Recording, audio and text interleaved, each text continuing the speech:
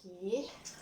Assalamualaikum dan selamat sejahtera to all the students. Okay, kita jumpa lagi kali ni untuk last chapter untuk semester 1 which is vectors. Okay. So you all semua dah pernah belajar dulu kan pasal vektor masa tingkatan 5. Okay, masa tu kamu belajar vektor dalam 2 dimension je kan. Yang kamu ada belajar kalau kamu wakilkan satu position vector dengan katakan vector OP sama dengan 4i tambah 3j, that one kan.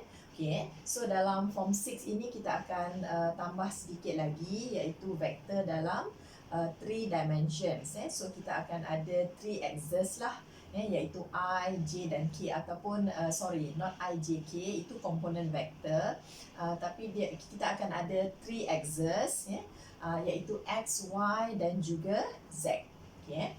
Okay, tak apa, nanti later on kita akan cerita tentang itu. Let us go through vectors supaya you all boleh review balik kan, boleh ingat balik, boleh recall apa yang kita belajar dahululah. Okay. Now we look at the module given. Pelajar boleh refer kepada modul yang cikgu bagi. Vectors in 2 and 3 dimensions. Okay. So apa yang dikatakan sebagai vector? So actually vector ini dia adalah satu physical quantities which have the magnitude and direction. Dia mesti ada dua-dua. Magnitude itu adalah jarak ataupun dia punya panjang, dan direction itu biasanya kita akan ukur menggunakan certain angle lah. Okay, theta dan sebagainya lah. Okay, dia punya arah gerakan. Okay, so to describe each of the physical quantities like velocity, ini adalah contoh-contoh vektor seperti velocity, laju, acceleration, kan, pecutan, and then kita ada force, force itu tekanan or daya. Okay, and then kita ada momentum and especially displacement. Okay, displacement ini adalah sesaran yang biasa you all belajar dalam fizik. Okay, so kedua-dua semua ini mempunyai magnitude dan juga direction. Okay, we must specify both its magnitude and direction. So all these physical quantities that have both magnitude and direction are known as vectors. Okay, so geometrically we represent a vector as a directed line segment. Okay, yang kamu dah biasa sebelum ni lah. Kita akan wakilkan satu vektor tu dengan satu directed line segment. Contoh macam ni lah. Katalah saya ada satu garisan macam ni. Okay, so dia akan bermula daripada satu titik S, kemudian sampai satu titik T, and then ada satu arrow lah dekat tengah-tengah tu. Okay, jadi you all boleh lukiskan gambar ini dekat dalam modul tu. A directed line segment from the initial point S to the terminal point T is represented by ST. Yang ini adalah cara untuk kita menulis satu vektor lah. Ada tanda anak panah kecil di atas. Okay. The length of the line segment is its magnitude. Kalau dia punya panjangnya, panjang line segment itu yang dipanggil sebagai magnitude untuk satu vektor. Okay. In notation, a vector can be written in two ways. Sama ada kamu nak tulis vektor ini macam ini, ataupun kadang-kadang ada juga ditulis vektor itu, katalah ini sebagai vektor A. Boleh juga kita tulis A, kemudian ada macam tanda keli dekat bawah tu. Ataupun kita boleh buat macam satu bold A. A yang kita boldkan lah. Okay? Jadi itu adalah notation untuk vektor. Okay? In both cases, the magnitude of the vector is written in modulus form. Okay, kemudian satu lagi untuk yang magnitude bagi satu vector. So that one is denoted by yang inilah. Macam tu. Kalau ada tanda modulus tu maknanya dia adalah magnitude. Okay, ataupun kita boleh juga tulis beginilah. Ataupun satu lagi yang modulus, yang tanda A yang bold tu kan. So this one refer to the magnitude of vector. Okay, sekarang kita go through semua istilah-istilah dalam vektor supaya nanti kita akan lebih jelas. kita lihat pada zero vector ataupun null vector, a vector with magnitude 0 and indeterminate direction. Okay, yang ini magnitude dia adalah kosong, magnitude pun tak ada, so of course indeterminate direction. So itu yang dipanggil sebagai zero vector lah. Okay, dia ada tanda kosong yang bold macam tu lah. Opposite vectors, two vectors with equal magnitude but in opposite directions. Okay, opposite vectors ini adalah dua vektor. Okay, contohnya vektor AB dan juga vektor CD. Magnitude-nya sama tapi dia dalam opposite direction. Okay, so kita panggil itu sebagai opposite vectors lah. Okay, magnitude mesti sama. Jadi boleh refer kepada modul. Okay, macam tu kan. Magnitude bagi vektor AB, panjang garis AB sama dengan magnitude bagi vektor CD. Tetapi AB samalah dengan negatif CD. So itu adalah opposite vectors. And then we also have the equal vectors. Vectors which have the same magnitude and in the same direction. Same magnitude, same direction, dan baru kita ada satu equal vectors. Dua-dua syarat itu mesti dipenuhi. Contoh macam vector PQ kan, vector RS, vector VQ.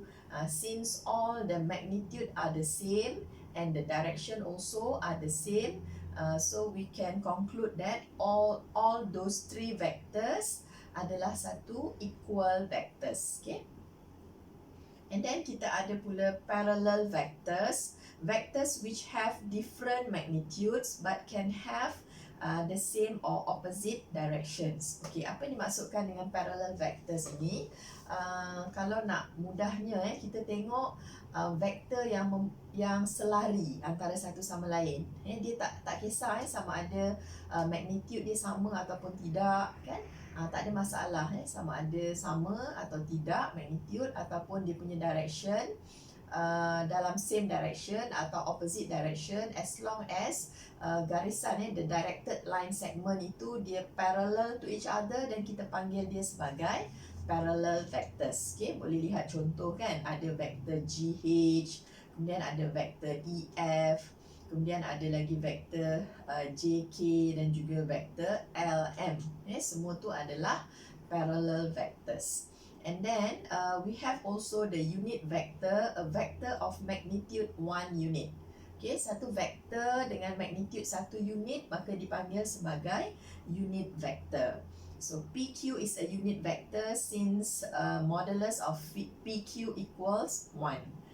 Unit vector is the direction of PQ is defined as in the direction of PQ is defined as vector PQ bahagi dengan magnitude bagi vector PQ. Okay, yang itu kalau katakan vector PQ kamu itu bukan satu unit dan kita nak cari satu unit vector, okay, yang selari ataupun in the direction of PQ, dan kamu boleh menggunakan formula vector unit yang itulah. Katakan saya ada PQ, ceritanya macam ni lah. Okay, saya ada vector PQ kat sini. Kemudian saya nak cari satu unit vector in the direction of PQ, means that I have to find out satu unit vector. Katalah PQ ni bukan satu unit magnitude dia. So maknanya saya nak cari satu vector kat sini, unit vector yang mana dia punya magnitude-nya adalah satu unit lah, 1 unit. So this is the unit vector in the direction of PQ. So macam mana nak cari unit vector tu? Katalah kita wakilkan itu sebagai A. So A cap ini dia samalah dengan vector PQ itself dan kita divided dengan magnitude of vector PQ. Yang ini case kalau PQ itu bukan satu unit. Okay. Kemudian kita teruskan lagi. Any non-zero vectors when divided by its own magnitude will produce a unit vector which is in the direction of the vector itself. Inilah tadi yang cikgu terangkan. Okey, kemudian kita tengok pula pada position vectors. position vectors are displacement vectors which begin from the origin. Okay, dan kita akan ada position vector ataupun vektor kedudukan last time yang kamu belajar. Yang ini dia mesti garisan itu mesti bermula daripada satu origin. Okay, bermula daripada satu origin. Contohnya macam ni lah. Okay. Dia dalam Cartesian equation tu. Okay, jadi maknanya kita akan ada, okay, katakan macam ni kan. Okay, yang ini adalah paksi X, yang kat sini adalah paksi Y. So, semua vektor itu akan bermula daripada origin. Okay, macam ni lah. Contoh kalau katakan kita ada vektor O, A. Garisan ini, anak panah ni mungkin berada di tengah ataupun OB. Ataupun kita ada somewhere dekat sini. So, ini adalah vektor OC. So, all those vectors are position vectors. Okay. OA, OB, OP and OR are all position vectors since their initial point are located at the origin, 0, 0. So vectors can exist in many dimensions. Two-dimensional vectors or the coplanar vectors are described by ordered pairs of Cartesian coordinates XY and drawn on the XY plane. Okay, so dia akan represented by a point lah on that plane. Kalau katakan macam kita ada ini titik A kat sini titik A. Titik A ni dia akan diwakili oleh katalah XY. Okay, titik XY. So ini adalah vektor OA. Maksudnya nanti kita akan ada vektor OA ini samalah dengan okay, sekejap saya lukiskan gambarnya. Jadi dekat sini adalah sebanyak X unit dan yang naik ke atas ni adalah sebanyak Y unit. Okay, so this one can be written as XI kemudian tambah dengan YJ. Yang mana I dengan J itu adalah satu vector unit, the component vector in the direction of X. Yang ini pula adalah in the direction of Y. Okay, jadi maksudnya yang ini juga kita boleh tulis dalam bentuk column vector. Boleh tulis sini X, kemudian sini Y. Okay, simple je. Jadi biasanya kalau kita nak buat penambahan, penolakan vektor, so kita akan gunakan bentuk column vector macam ni lah. Lebih mudah untuk memudahkan kerja kita. Okay. The three-dimensional vectors or space vectors. Satu lagi ialah three-dimensional ataupun dipanggil sebagai space vectors are described by ordered triples of Cartesian coordinates x, y, z are drawn on the x, y, z plane. Okay. Jadi dalam kalau katakan kita ada vektor yang 3 dimension pula, so kita akan ada dalam kes ini kita akan ada 3 planes lah. Okay, dan kita ada satu lagi kat sini, not 3 planes, sorry, 3 axes. Okay, kemudian kat sini ada satu lagi di atas. Okay, sini adalah paksi X-nya. Okay, yang ni tak berapa straight. Okay, yang ini adalah paksi Y kita dan yang atas ni ialah paksi Z. Jadi setiap axis ini dia akan perpendicular to each other. Setiap satu ni dia adalah bersudut tegak lah antara satu sama lain. Jadi kita akan ada unit vector. Kalau dalam 2 dimension tadi kita ada unit vectornya dekat sini. Yang ini adalah I yang bernilai 1 unit. Okay, kemudian dekat sini kita ada satu lagi J, okay, yang bernilai 1 unit juga. Vektor unitnya. So yang kat sini pun sama jugalah. Jadi I-nya berada di sini. Kemudian kita akan ada J dekat sini. Okay, kemudian yang K ni yang naik ke atas. So this one denoted by K lah. Okay, so all those are the unit vectors which is parallel to all the axes. Okay. Jadi maksudnya kalau dalam ini katalah cikgu ada wakilkan itu sebagai OA juga. So this one can be written as XI kan campur dengan YJ. Okay, kemudian campur dengan ZK. Katalah koordinat A itu diberi sebagai katalah titik A itu adalah X, Y, Z. Okay, jadi maknanya kita boleh tulis dalam bentuk vektor komponennya sebagai beginilah. Okay, ataupun yang ini you all can simply write dalam bentuk column vector. So kat sini ialah X, Y dan juga Z. Okay. Jadi untuk kes yang kat sini pula, kalau katakan kita nak cari magnitude untuk vektor OA ni, untuk yang 2 dimensional, okay, dekat sini bersudut tegak kan, jadi kita boleh gunakan Pythagoras theorem lah. Okay. Menggunakan yang ini kan, jarak di sini kuasa 2, X kuasa 2 campur Y kuasa 2, so sama dengan R squared. So kalau kamu nak mencari panjang OA, dalam kes ini magnitude kepada vektor OA ni merupakan panjang garis dia kan, denoted by this sign. Jadi kita boleh gunakan punca kuasa. So dalam kes ini adalah X kuasa 2 tambah dengan Y kuasa 2. So itu magnitude untuk vektor OA. So dalam kes di sini pula, we can simply apply this formula, iaitu dia akan jadi punca kuasa 2 X kuasa 2 campur Y kuasa 2 campur Z kuasa 2. Jadi yang ini adalah untuk magnitude 2-dimensional vectors, and then this one untuk magnitude for 3-dimensional vectors. Okay. Yang mana I dia kalau dalam kes ini, dalam kes yang 3 dimension ini, so I dia adalah 100. Okay. Cikgu tulis dalam bentuk column vector. Manakala J tu sebab dia punya magnitude 1 unit kan, 0, 1, 0, dan K pula samalah dengan 0, 0, 1. Okay. Macam tu. Okay. So boleh refer lah kepada gambar rajah dekat dalam modul tu, ada cikgu tunjukkan gambar rajahnya dengan lebih lengkap. And then also the magnitude sudah ada, and then we look at the scalas. Scala is a physical quantity which is represented by a single real value or the magnitude only. Jadi apa bezanya skala dengan vektor? Skala ni adalah satu physical quantity yang hanya mempunyai magnitude without direction. Dia tak ada direction. Skala does not have a direction. For example, like distance kan, length, time, temperature, volume and density. So yang itu semua tak ada dia punya direction. Okay, kita lihat kepada algebraic operations on vectors. Scalar multiplication of a vector. Multiplying a non-zero vector by a scalar will produce another vector. Maksudnya kita boleh simply darabkan satu vektor dengan satu skala. Satu nombor saja, satu constant. Katalah constant itu sebagai lambda. Okay.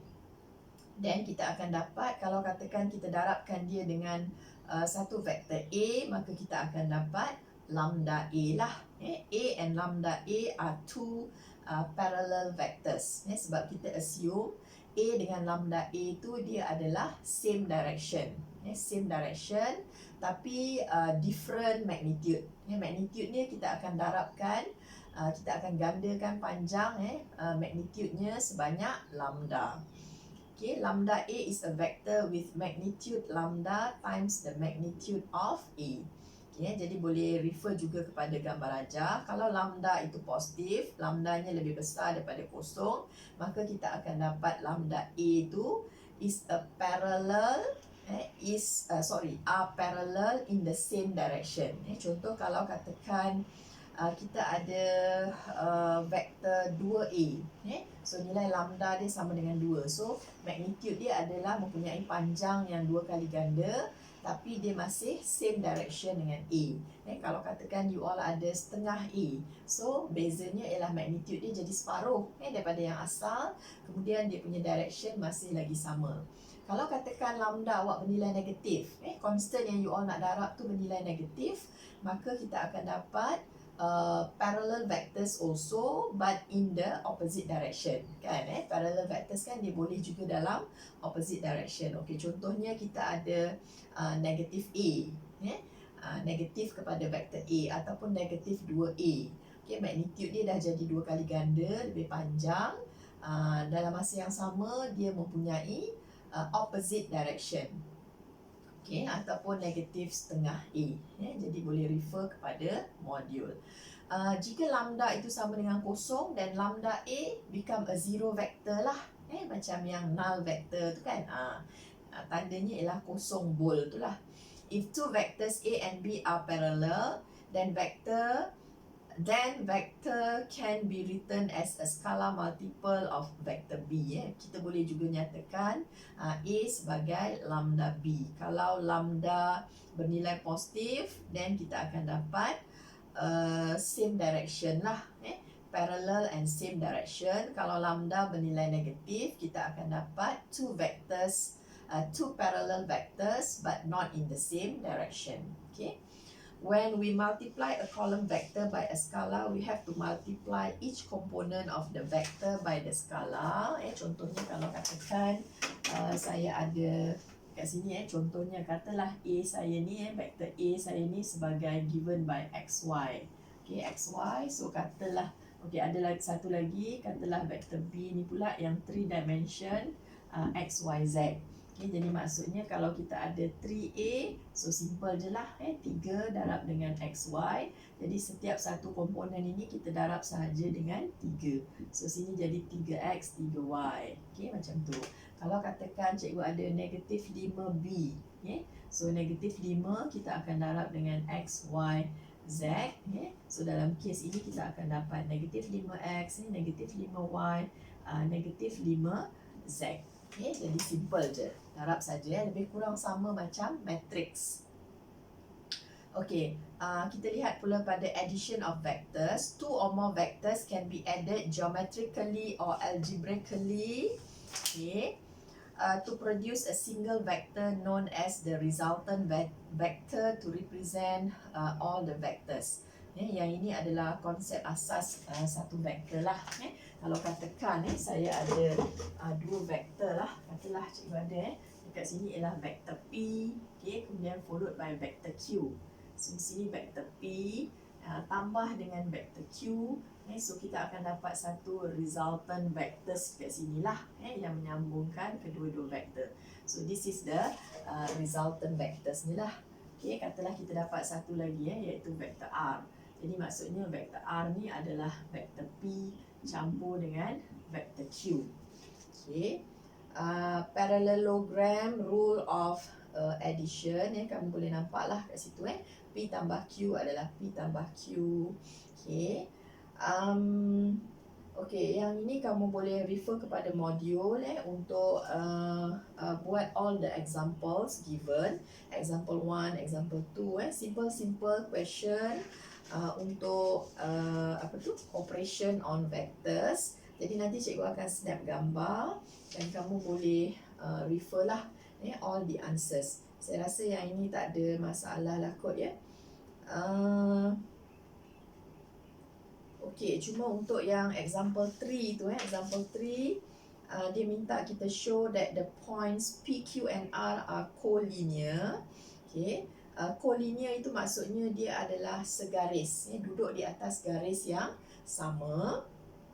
Jadi kamu boleh mencari macam PQR. PQR adalah collinear, maksudnya PQR dia duduk di atas garis yang sama. Dia macam ni lah, conditionnya adalah beginilah PQR. Jadi kamu nanti bolehlah mencari vektor PQ, boleh mencari vektor PQ, and then kamu boleh juga mencari vektor PR, vektor PQ dan juga vektor PR. Ada tak diminta guys? Dalam soalan A tu dia dah minta kita cari vektor PQ dan juga vektor PR. Jadi nanti kita boleh tunjukkan bahawa PQ nanti mungkin sama dengan lambda PR. Jadi menunjukkan bahawa dia adalah collinear vectors. Jadi kamu boleh cuba dahulu. Sebab kat sini nanti kalau katakan kamu dapat tunjukkan vektor PQ ini samalah dengan, dalam kes ini dia adalah 2PR.